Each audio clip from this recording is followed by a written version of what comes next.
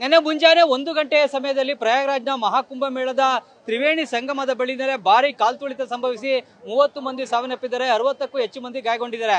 ಮುಖ್ಯವಾಗಿ ತ್ರಿವೇಣಿ ಸಂಗಮದ ದಡದಲ್ಲೇನೆ ಜನ ನಿದ್ದೆಯನ್ನ ಮಾಡ್ತಾ ಇದ್ರು. ಮುಂಜಾನೆ ಬ್ರಾಹ್ಮಿ ಮುಹೂರ್ತದಲ್ಲಿ 5 ಗಂಟೆಗೆ ತಾವು ತ್ರಿವೇಣಿ ಸಂಗಮದಲ್ಲಿ ಅಮೃತ ಸ್ನಾನವನ್ನ ಮಾಡಬೇಕು ಅಂತ ಹೇಳಿ ಆಸೆಯನ್ನ ಇಟ್ಕೊಂಡು ಒಂದು ಕಡೆಯಿಂದ ಸಾವಿರಾರು ಸಂಖ್ಯೆಯಲ್ಲಿ ಲಕ್ಷಾಂತರ ಸಂಖ್ಯೆಯಲ್ಲಿ ಜನ ಬ್ಯಾರಿಕೇಡ್ ಅನ್ನ ಮುರಿದು ಮುನ್ನುಗ್ಗಿದ್ರು. ಇದರಿಂದಾಗಿ ಮಲಗಿದಂತ ಜನರ ಮೇಲೆ ಜನ ಬಿದ್ದಿದ್ರಿಂದಾಗಿನೇ ಮಲಗಿದಂತ ಜನ ಕಾಲ್ತುಳಿತಕ್ಕೆ ಸಿಲುಕಿ ಸಾವನ್ನಪ್ಪಿದ್ದಾರೆ.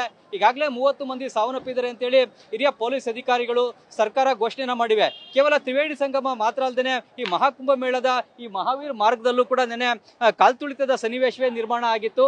ಅದೃಷ್ಟವಶಾತ್ ಇಲ್ಲಿ ಯಾವುದೇ ಸಾವು ನೋವು ಸಂಭವಿಸಿಲ್ಲ. ಮುಖ್ಯವಾಗಿ ನಿನ್ನೆ ಮುಂಜಾನೆ 3 ಗಂಟೆ ಸಮಯಕ್ಕೆ ನಾವು ಕೂಡ ಇದೇ ಸ್ಥಳಕ್ಕೆ ಬಂದ್ವಿ. ನಾವು ಈ ಭಾಗದಿಂದ ಬೈಕ್ ನಲ್ಲಿ ಈ ಸ್ಥಳಕ್ಕೆ ಬಂದ್ವಿ. ಆಗ ಇಲ್ಲಿ ಮುಂದೆಗಡೆ ರಸ್ತೆನಲ್ಲಿ ಅಡ್ಡಲಾಗಿ ಬ್ಯಾರಿಕೇಡ್ ಅನ್ನ ಹಾಕಿದ್ರು.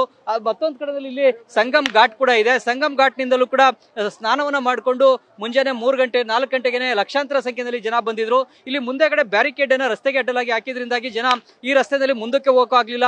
ಜೊತೆಗೆ ಬಲಗಡೆ ಭಾಗದಲ್ಲಿ ರಸ್ತೆ ಕೂಡ ಇದೆ. ಈ ಬಲಗಡೆ ಭಾಗದ ರಸ್ತೆ ನೇರವಾಗಿ ಜೂಸಿ ಮೈನ್ ರೋಡ್ಗೆ ಹೋಗುತ್ತೆ. ಆ ಜೂಸಿ ಮೈನ್ ರೋಡ್ ಕಡೆಗೂ ಕೂಡ ಜನ ಹೋಗ್ಲಿಕ್ಕೆ ಆಗದಂತಹ ಸ್ಥಿತಿ ನಿರ್ಮಾಣ ಆಗಿತ್ತು.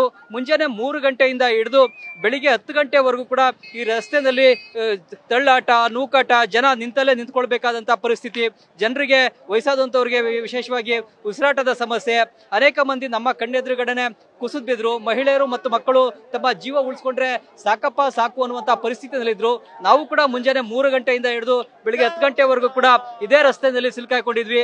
ಮೊಬೈಲ್ ನೆಟ್ವರ್ಕ್ ಕೂಡ ಇರಲಿಲ್ಲ, ಯಾರಿಗೂ ಕೂಡ ಫೋನ್ ಮಾಡ್ಲಿಕ್ಕೂ ಕೂಡ ಆಗದಂತಹ ಪರಿಸ್ಥಿತಿ ನಿರ್ಮಾಣ ಆಗಿತ್ತು. ಯಾಕೆಂತಂದ್ರೆ ಇಲ್ಲಿ ಈ ರಸ್ತೆಗೆ ಅಡ್ಡಲಾಗಿ ಸಂಪೂರ್ಣವಾಗಿ ಬ್ಯಾರಿಕೇಡ್ ಅನ್ನು ಹಾಕಿ ಬಂಧನ ಮಾಡಲಾಗಿತ್ತು. ಹೀಗಾಗಿ ಒಂದು ರಸ್ತೆಯಿಂದ ಮುಂದಕ್ಕೆ ಹೋಗಕ್ಕೂ ಕೂಡ ಆಗ್ತಾ ಇರಲಿಲ್ಲ. ಅಥವಾ ಈ ಕೆಳಗಡೆ ಭಾಗದಲ್ಲಿ ಅಖಾಡಗಳಿವೆ ಸೆಕ್ಟರ್ 19ರಲ್ಲಿ, ಆ ಭಾಗಕ್ಕೂ ಕೂಡ ಹೋಗಕ್ ಆಗ್ತಾ ಇರಲಿಲ್ಲ. ಇಲ್ವೇ ಈ ಜೂಸಿ ಭಾಗದ ಮೈನ್ ರೋಡ್ ಕೂಡ ಹೋಗ್ಲಿಕ್ಕೆ ಸಾಧ್ಯವಾಗ್ತಾ ಇರಲಿಲ್ಲ. ಹೀಗಾಗಿ ಜನ ಈ ರಸ್ತೆಯಲ್ಲೇನೆ ಬ್ಲಾಕ್ ಆಗಿ ಹೋಗಿದ್ರು. ಅಕ್ಷರಶಃ ಕಾಲ್ತುಳಿತದ ಸನ್ನಿವೇಶವೇ ನಿರ್ಮಾಣ ಆಗಿತ್ತು.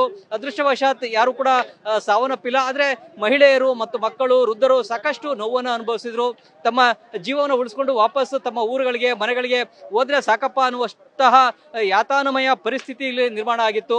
ಆ ಒಂದು ಎಲ್ಲಾ ದೃಶ್ಯಗಳನ್ನು ಕೂಡ ನಾವು ಕೂಡ ಕಣ್ಣಾರೆ ಕಂಡ್ವಿ. ಇಲ್ಲಿ ರಸ್ತೆ ಪಕ್ಕದಲ್ಲಿ 1-2 ಕಾರ್ಗಳನ್ನು ನಿಲ್ಲಿಸಿದ್ರು. ಜೊತೆಗೆ ರಸ್ತೆ ಮಧ್ಯದಲ್ಲೂ ಕೂಡ ಓರ್ವ ಬಾಬಾ ಅವರ ಕಾರು ಕೂಡ ಸಿಲುಕಾಕೊಂಡ್ಬಿಡ್ತು. ಆ ಬಾಬಾ ಅವರ ಕಾರಿನ ಬ್ಯಾನೆಟ್ ಮೇಲೆ ಹತ್ತಿ ಮಹಿಳೆಯರು ಮತ್ತು ಮಕ್ಕಳು ಕುಳಿತುಕೊಂಡಿದ್ರು. ಜೊತೆಗೆ ಈ ಭಾಗದಲ್ಲಿ ಇದ್ದಂತ 2 ಕಾರ್ಗಳ ಮೇಲೂ ಕೂಡ ಜನ ಕೂತ್ಕೊಂಡಿದ್ರು. ಅಲ್ಲಿ ಒಂದು ರೆಡ್ ಕಲರ್ ನ ಕ್ಯಾಂಟರ್ ಕಾಣ್ತಾ ಇದೆ. ಆ ಕ್ಯಾಂಟರ್ ನ ಮೇಲ್ಭಾಗದಲ್ಲೂ ಕೂಡ ಜನ ಹತ್ತಿ ನಿಂತ್ಕೊಂಡಿದ್ರು. ತಮ್ಮ ಜೀವವನ್ನು ಉಳಿಸ್ಕೊಳ್ಳಿಕ್ಕೋಸ್ಕರನೇ ಆ ಕ್ಯಾಂಟರ್ ನ ಮೇಲ್ಭಾಗದಲ್ಲಿ ಸಾಕಷ್ಟು ಮಂದಿ ಹತ್ತಿ ಕುಳಿತುಕೊಂಡಿದ್ರು. ಮುಂಜಾನೆ 3 ಗಂಟೆಯಿಂದ 10 ಗಂಟೆವರೆಗೂ ಕೂಡ ಅಲ್ಲಿ ಸಾಕಷ್ಟು ಮಂದಿ ಇದ್ರು. ಇಲ್ಲಿ ಪಕ್ಕದಲ್ಲೇ ಒಂದು ಧರ್ಮ ಶಿಬಿರ ಕೂಡ ಇದೆ. ಧರ್ಮ ಶಿಬಿರದ ಒಳಗಡೆ ಕೂಡ ಜನರನ್ನು ಬಿಡ್ತಾ ಇರಲಿಲ್ಲ. ಕನಿಷ್ಠ ಧರ್ಮ ಶಿಬಿರದ ಒಳಗಡೆಗೆ ಜನ ಬಿಟ್ಟಿದ್ರೆ ಈ ರಸ್ತೆಯಲ್ಲಿ ಇದ್ದಂತಹ ಜನರ ಸಂಖ್ಯೆ ಕಡಿಮೆ ಆಗ್ತಾ ಇತ್ತು, ಜನದಟ್ಟಣೆ ಕಡಿಮೆ ಆಗ್ತಾ ಇತ್ತು. ಆದ್ರೆ ಆ ರೀತಿಯಾದಂತಹ ಯಾವುದೇ ಪ್ರಯತ್ನವನ್ನ ಈ ಧರ್ಮ ಶಿಬಿರದವರು ಕೂಡ ಮಾಡಲಿಲ್ಲ. ಜೊತೆಗೆ ಈ ಎಡಭಾಗದಲ್ಲಿ ಇರತಕ್ಕಂತಹ ಭಾಗಕ್ಕೂ ಕೂಡ ಶಿಬಿರಗಳಿಗೂ ಕೂಡ ಜನ ಹೋಗ್ಲಿಕ್ಕೆ ಆಗ್ಲಿಲ್ಲ. ಈ ಒಂದು ರಸ್ತೆಯಲ್ಲೇ ಸಿಲುಕಾಕೊಂಡು ಜನ ಸಾಕಷ್ಟು ನೋವು ಸಂಕಷ್ಟವನ್ನ ಅನುಭವಿಸಿದ್ರು. ಒಂದ್ ಕಡೆಯಲ್ಲಿ ಕೆಲವರು ಸಂಗಮ ಘಾಟ್ನಲ್ಲಿ ಸ್ನಾನವನ್ನ ಮಾಡ್ಕೊಂಡು ಬಂದಿದ್ರು. ಮತ್ತೆ ಕೆಲವರು ಈ ಭಾಗದಿಂದ ಈ ರಸ್ತೆಗೆ ಬರ್ಲಿಕ್ಕೆ ಪ್ರಯತ್ನವನ್ನ ಮಾಡ್ತಾ ಇದ್ರು. ಹೀಗಾಗಿ ಎದುರು ಬದ್ರು ಜನ ಆಗ್ತಾ ಇದ್ರು. ಹೀಗಾಗಿನೇ ಒಂದು ತಳ್ಳಾಟ, ನೂಕಾಟದ ಪರಿಸ್ಥಿತಿ, ಸ್ವಲ್ಪ ಹೆಚ್ಚು ಕಮ್ಮಿ ಆದ್ರೂ ಕೂಡ ಜನರ ಪ್ರಾಣವೇ ಹೋಗುವಂತ ಪರಿಸ್ಥಿತಿ ನಿರ್ಮಾಣ ಆಗಿತ್ತು. ಆ ಸಂದರ್ಭದಲ್ಲಿ ಹೆಚ್ಚಿನ ಸಂಖ್ಯೆಯಲ್ಲಿ ಪೊಲೀಸರು ಕೂಡ ಇರಲಿಲ್ಲ.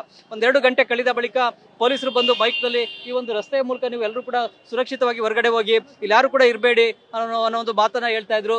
ಶಾಂತಿಯನ್ನ ಕಾಪಾಡ್ಕೊಳ್ಳಿ, ಸಹನೆಯಿಂದ ಇರಿ, ತಾಳ್ಮೆಯಿಂದ ಇರಿ ಅನ್ನೋ ಒಂದು ಮಾತನ್ನ ಹೇಳ್ತಾ ಇದ್ರು. ಕೊನೆಗೆ 10 ಗಂಟೆ ಬಳಿಕ ಜನರನ್ನ ಈ ರಸ್ತೆಯ ಮೂಲಕ ಸ್ವಲ್ಪ ಹೊರಗಡೆ ಕಳಿಸಲಾಯಿತು. ಜೊತೆಗೆ ಹಿಂಭಾಗದಲ್ಲೇ ಕೆಲವೊಂದು ರಸ್ತೆಗಳ ಮೂಲಕ ಜನರನ್ನ ಈ ರಸ್ತೆಯಿಂದ ಬೇರೆ ಕಡೆಗೆ ಕಳಿಸಿದ್ರು. ಅದಾದ ಬಳಿಕ ಅಷ್ಟೇ ಇಲ್ಲಿ ಒಂದು ಜನದಟ್ಟಣೆ ತಗ್ತು, ಕಾಲ್ತುಳಿತ ಸನ್ನಿವೇಶ ನಿವಾರಣೆ ಆಯಿತು.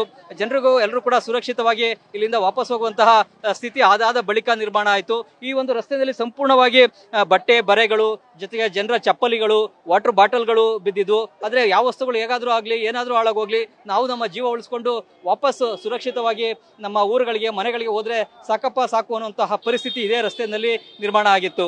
ಅದೆಲ್ಲವನ್ನು ಕೂಡ ನಾವು ಕೂಡ ಕಣ್ಣಾರೆನ ಕಂಡ್ವಿ. ನಮಗೂ ಕೂಡ ಒಂದು ಹೆಜ್ಜೆ ಮುಂದೆ ಇಡಕ್ಕೂ ಆಗ್ತಿರ್ಲಿಲ್ಲ, ಹಿಂದೆ ಹೋಗೋಕ್ಕೂ ಕೂಡ ಆಗ್ತಾ ಇರಲಿಲ್ಲ.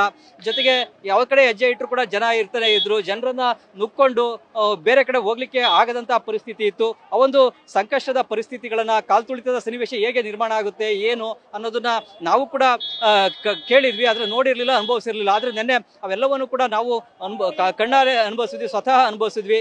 ನಾವು ನಮ್ಮ ಕ್ಯಾಮರಾಮನ್ ಬೈರೇಶ್ ಇಬ್ರು ಕೂಡ ಈ ಒಂದು ಕಾಲ್ತುಳಿತದ ಪರಿಸ್ಥಿತಿಗಳು ಹೇಗೆ ನಿರ್ಮಾಣ ಆಗುತ್ತೆ, ಕಾಲ್ತುಳಿತದ ಪರಿಸ್ಥಿತಿಗಳಲ್ಲಿ ಜನ ಹೇಗೆ ಸಾವನ್ನಪ್ತಾರೆ, ಸಾವನ್ನಪ್ಪುವಂತಹ ಪರಿಸ್ಥಿತಿ ಹೇಗೆ ಬರುತ್ತೆ ಅನ್ನೋದನ್ನ ನಾವು ಕೇಳ್ತಾ ಇದ್ವಿ.